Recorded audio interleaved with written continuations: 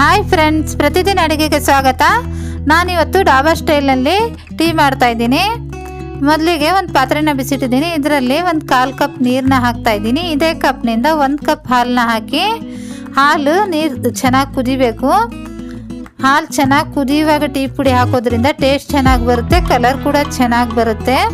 ನೋಡಿ, ಹಾಲು ಚೆನ್ನಾಗಿ ಕುದೀತಾ ಇದೆ. ಇವಾಗ 1 ಟೀ ಸ್ಪೂನಷ್ಟು ಟೀ ಪುಡಿನ ಹಾಕಿ, ನಂತರ 1-2 ಏಲಕ್ಕಿನ ಪೌಡ್ರ್ ಮಾಡ್ಕೊಂಡಿದ್ದೀನಿ. ಸಿಪ್ಪೆ ಸಮೇತ ಪೌಡ್ರ್ ಮಾಡಿರೋಂಥ ಏಲಕ್ಕಿನ ಹಾಕಿ 1-2 ನಿಮಿಷ ಬೇಯಿಸಿ, ಟೀ ಪುಡಿ ಚೆನ್ನಾಗಿ ಬೇಯೋವರೆಗೂ.